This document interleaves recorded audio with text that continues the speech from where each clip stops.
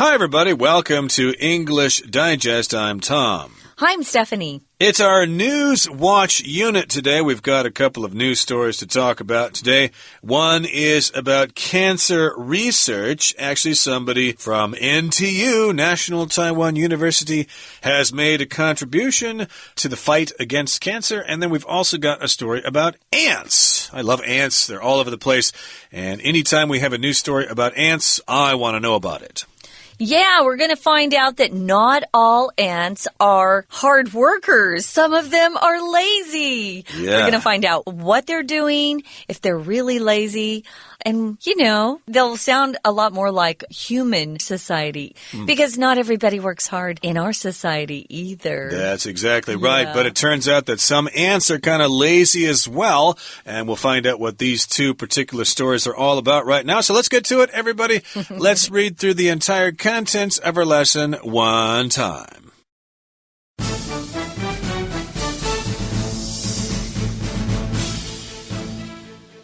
Scientists are one step closer to understanding how metastasis, a process in which cancer spreads throughout the body, works and how to predict it.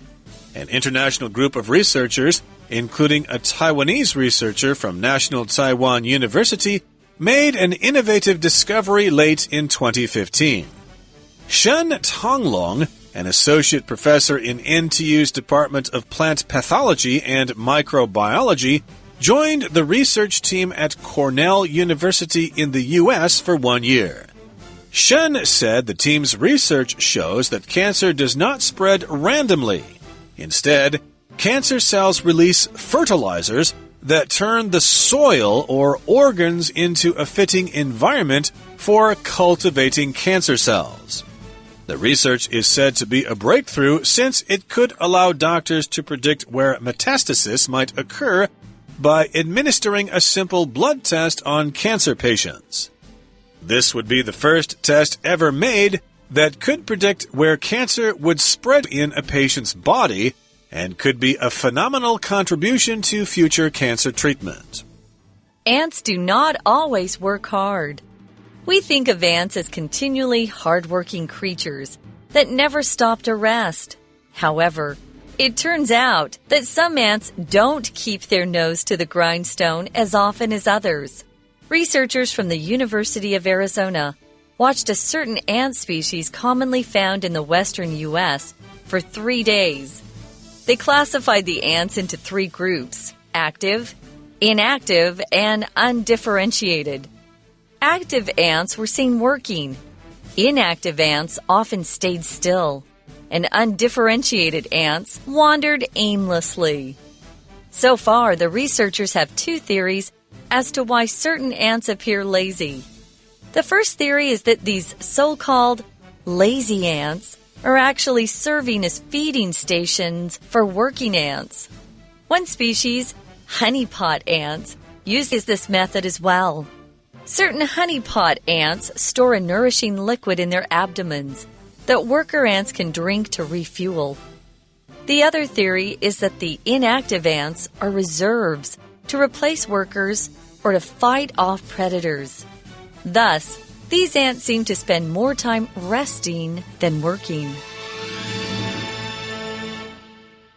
Okay, everybody, the time you've been looking forward to has arrived. We are going to discuss the content of today's lesson. First of all, let's talk about some cancer research here in the first story. The title is NTU Researcher Helps in Breakthrough Cancer Research. You could also say a researcher from NTU or National Taiwan University is helping in the breakthrough of cancer research, or a breakthrough in cancer research. A breakthrough is when you have a big change in something, usually some kind of advancement, something that is dramatic and sudden. It's an important discovery or an important development, especially if it's in science, a breakthrough in cancer research, as the example here says.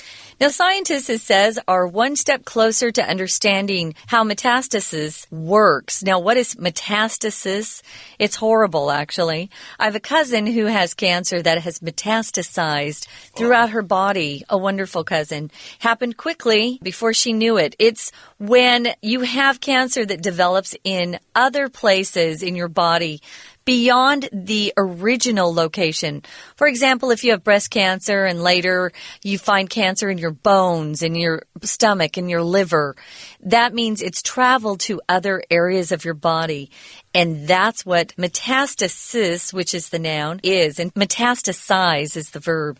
So just like our article says here, metastasis is a process in which cancer spreads throughout the body after being found in the original location. So they've come a little bit closer to understanding how this actually works. Why does cancer travel to other areas in our bodies? And they're also closer to predicting if cancer will travel and where it will go to. Yeah, it's not bad enough. We've got cancer in one part of our body. Now we have to have it in other parts of our body. So yes, indeed, we do not only need to find a cure for cancer itself, but also a cure for cancer when it spreads to other parts of the body. And we have an international group of researchers, which includes someone from Taiwan here, a Taiwanese researcher from NTU. They have made an innovative discovery, or they did so late in 2015, just last year. Here we have the word innovative. It just means something that has new methods. It's advanced. It's original. Innovative designs from a computer company, for example, or innovative designs in new smartphone technology. I've also heard this word pronounced as innovative. That's probably the British pronunciation. It's only British. Only British, yes. Americans don't say it that way. We say innovative with the accent on the first syllable. We sure do. Now, here is the professor that's been helping in this research, Shen Tanlong. He's an associate professor in NTU's Department of Plant Pathology and Microbiology. So he's very, very good at studying how plants work, and microbiology is the study of very, very small cells in biology. He sounds very smart. Now, if you're an associate professor, you're pretty high as a professor in a university. You can be an assistant professor, but once you're an associate professor, you have more power. This person is an associate professor in the Department of Plant Pathology and Microbiology. Pathology basically is the study of diseases, how they're caused and how we treat them and how they behave and stuff like that. This is plant pathology, which doesn't sound like it would be useful for cancer research in humans, but in any case here, this person, associate professor, joined the research team at Cornell University, which of course is Li Denghui's alma mater. He went there before. Alma mater, right. Cornell University. Really? Yeah, he went there a long time ago. Actually, it's a very good school for science. Yeah, he went there sometime in the past, and then he went there to give a speech or something that was kind of controversial. But in any case here, Associate Professor Shen said the team's research shows that cancer does not spread randomly. If something happens randomly, there's no real order to it. Things happen in just a random fashion. It's here, it's there, it's over there. You just can't predict the pattern. Well, it's kind of cool that they've discovered this. Instead, this is what happens, at least the research team is saying. Cancer cells release or let go of something they're calling fertilizers. It's not real fertilizer that we use when we're planting crops and we want them to grow a little faster. We'll put on some manure, which is cow poop that comes from their body. But a fertilizer is usually a chemical or natural substance that you put or add to the land in order to increase your crop. If things grow better with fertilizer. Well, the cancer cells release something that they're calling fertilizers. And these fertilizers turn the soil, or the organs, they're actually organs, they're calling the organ soil here, into a fitting or suitable environment for cultivating cancer cells. So once they have that fertilizer in the organ, it just means the cancer cells grow better and grow faster. If you cultivate something, guys, you prepare and use that thing, usually land. You cultivate land for your crops. But you can also cultivate your talents, guys, by taking lessons and practicing. Cultivate an athletic skill by practicing with your coach.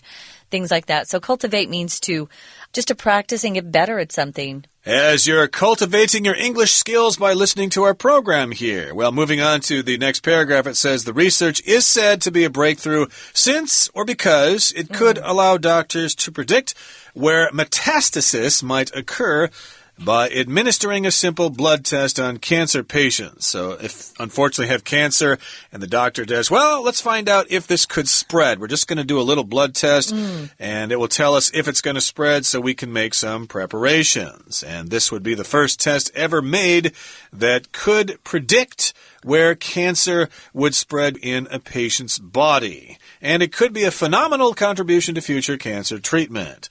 So you administer a simple test, you give a blood test. Phenomenal here just means something that is really great, really spectacular, very remarkable, very extraordinary. And it could be phenomenal or a phenomenal contribution. A contribution is some kind of gift or payment that you give to a charity or something or to society. We all want to make a contribution to society. Something you add. I want to remind everybody that when you pronounce the verb form contribute, that the zhongyin or the heavy accents on the second syllable, I hear a lot of contribute in Taiwan, which is incorrect. Contribute. Contribution. They might say that in England. I think I've heard that before. Contribute. Would you like to contribute to the children's home? Please don't keep saying that. They'll say it wrong. Yeah, it's weird. But yeah, contribute is the American pronunciation. And the noun form here is contribution. So hopefully that will help people suffer less from cancer. Okay, we're going to take a little bit of a break now and we'll talk about ants in just a second.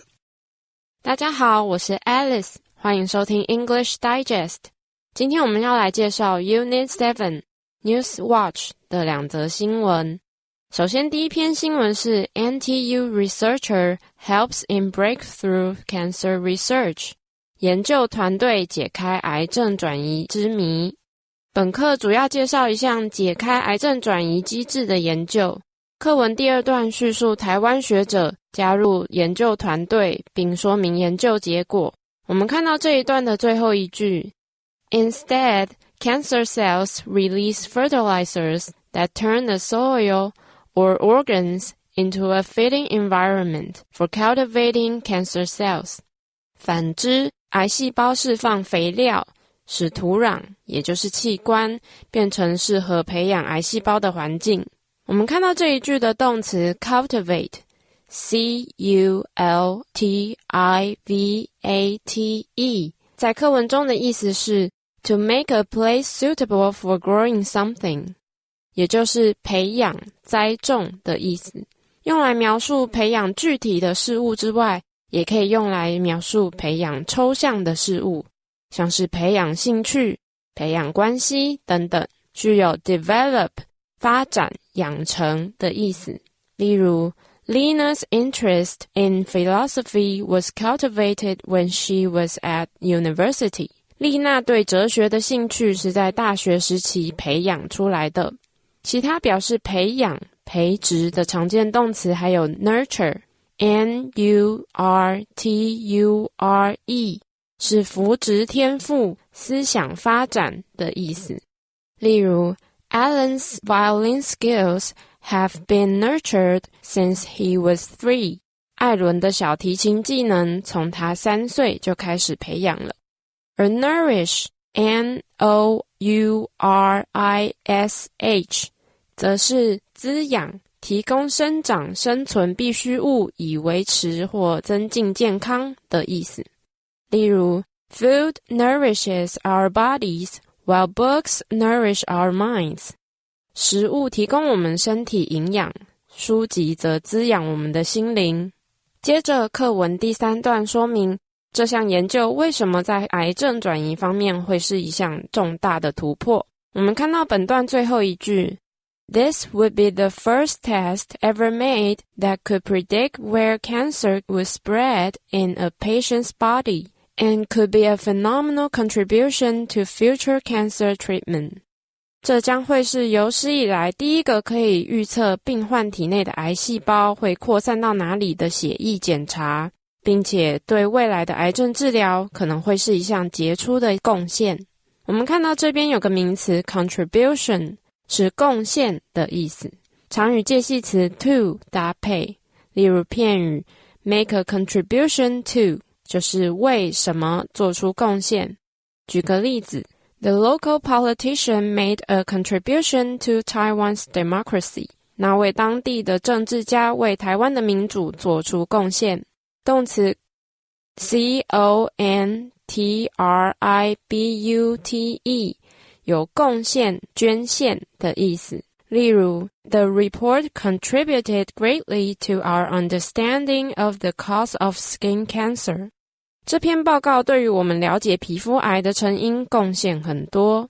另外 contributor contributor 是捐款人、促成因素的意思。例如 The coach said that the team's lack of focus was a major contributor to its defeat.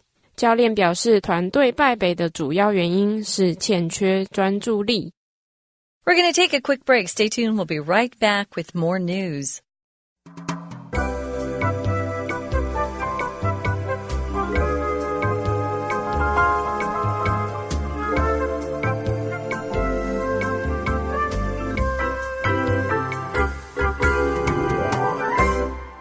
Okay, guys, we're back. Let's look at the second story here. It's about ants, and most of us have grown up thinking, oh, ants are such hard workers. You know, we want to work as hard as those ants do. Well, guess what? Not all ants work as hard as we think they do. So here's the first sentence. We think of ants as continually hard-working creatures. Continually means doing something without stopping. Happens a lot. So they're always hard-working creatures, and they never stop to rest or take a break. However, which means we're going to change that idea, it turns out that some ants don't keep their nose to the grindstone as often as others. So some ants aren't hardworking creatures at all. This is a very popular idiom. If you keep your nose or keep one's nose to the grindstone, it means you work, and you never take a break. A grindstone is usually a round piece of stone. It revolves around, moves around, and it's used to crush things like wheat or grain. So if your nose is to the grindstone all the time, you just never get a break. You just work. That's right. So keep your nose to the grindstone. Keep working hard. And yes, indeed, we all think that ants work really hard and they don't take breaks. Well, moving on now to the next paragraph, it says, researchers from the University of Arizona, which is your home state there, watched a certain ant species commonly found in the western U.S. for 3 days. Of course, there are many types of ants in the world, ant species, and this particular species is found in the western United States, and they watched them for 3 days. So researchers had a lot of time on their hands, so they decided, hey, let's watch some ants for 3 days. And, you know, the taxpayers will pay for it or whatever.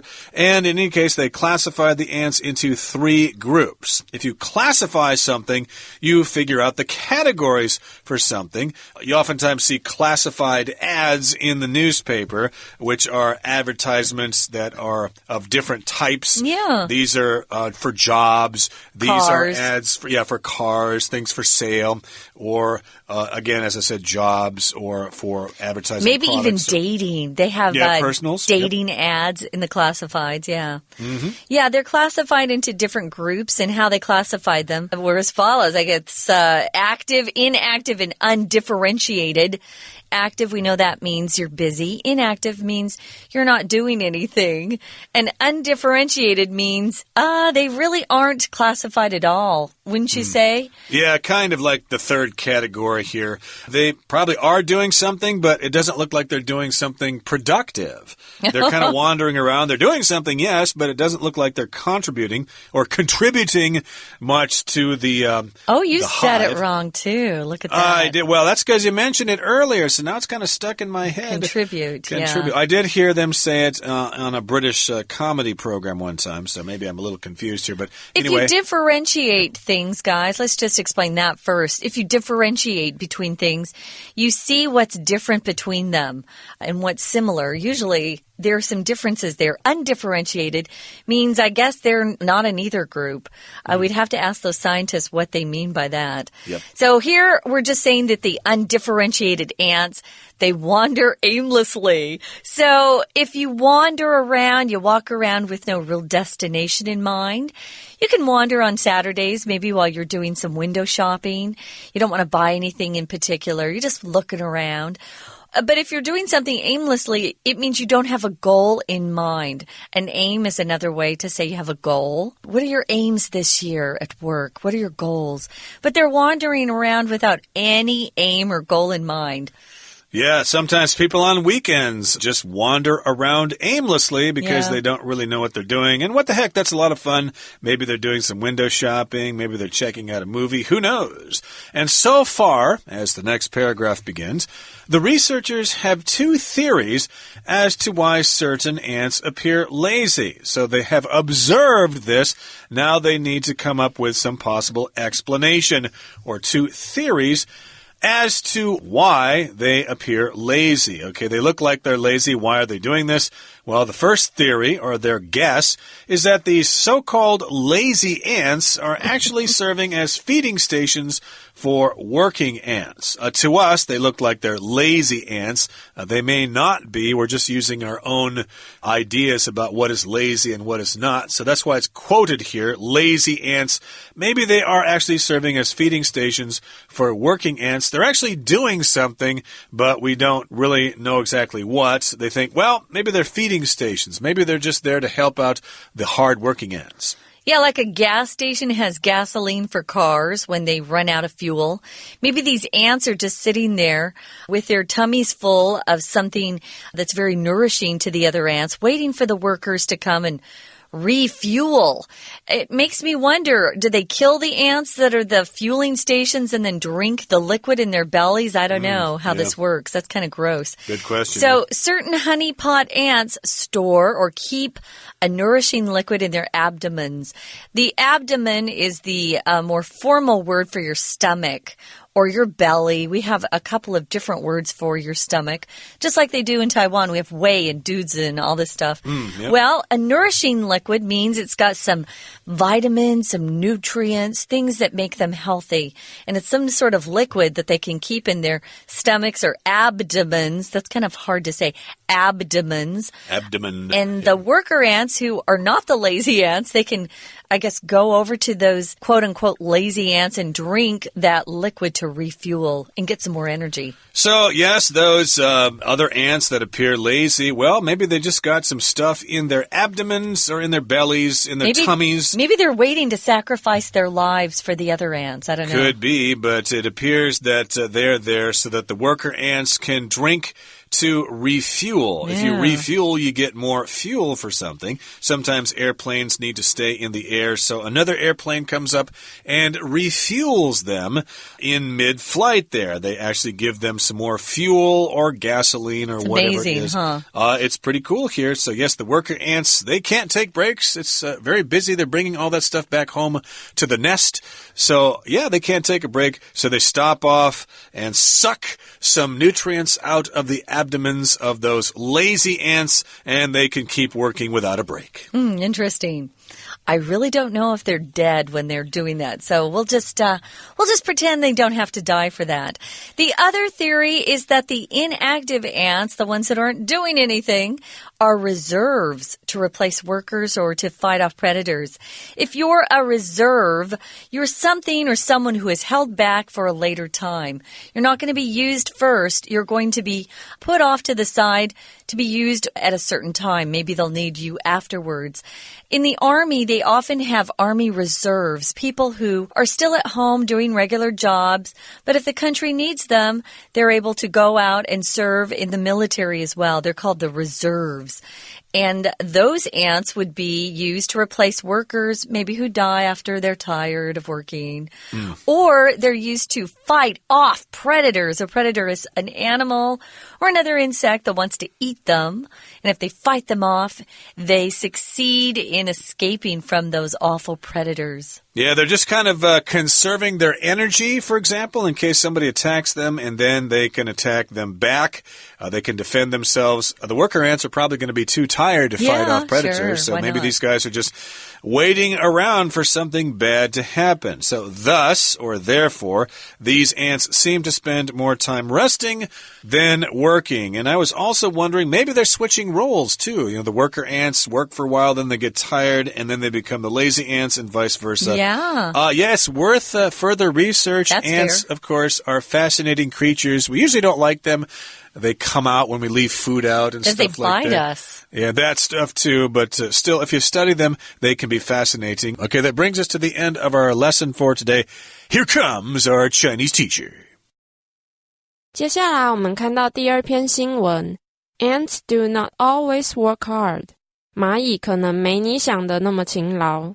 本课介绍某些蚂蚁的行为模式跟我们普遍对蚂蚁的想象不太一样。课文第一段第二句提到 However, it turns out that some ants don't keep their nose to the grindstone as often as others. 然而，事实证明有些蚂蚁并不像其他蚂蚁那么常埋头苦干。这里有个片语 It turns out that 意思是证明是什么，结果是什么，原来是什么，常常放在句首。例如It turns out that Jessica is an acquaintance of my sister. 原来杰西卡是我妹妹的熟人。我们也可以用 turn out to be 来换个讲法。刚刚的句子就会变成 Jessica turned out to be an acquaintance of my sister. 接着课文第三段举出两种理论，解释为什么有些蚂蚁看起来好像很懒惰。课文倒数第二句提到 The other theory is that the inactive ants are reserves to replace workers or to fight off predators. 另一种理论是，懒散的蚂蚁是用来替补工蚁，或是用来击退掠食者的后备军。这里的 reserves 是名词，意思是 a supply of something kept to be used if it is needed. 在课文中有储备军的意思。名词 reserve也可以用来指比赛的时候有候补选手、储藏量或是保护区。例如 This national park is also a bird reserve. 这个国家公园同时也是鸟类保护区。以上就是今天的课程，谢谢收听。That's it for today. Thank you for joining us, and please join us again next time, and hopefully ants won't ruin your picnic. From all of us here at English Digest, I'm Tom. I'm Stephanie. Goodbye. Bye.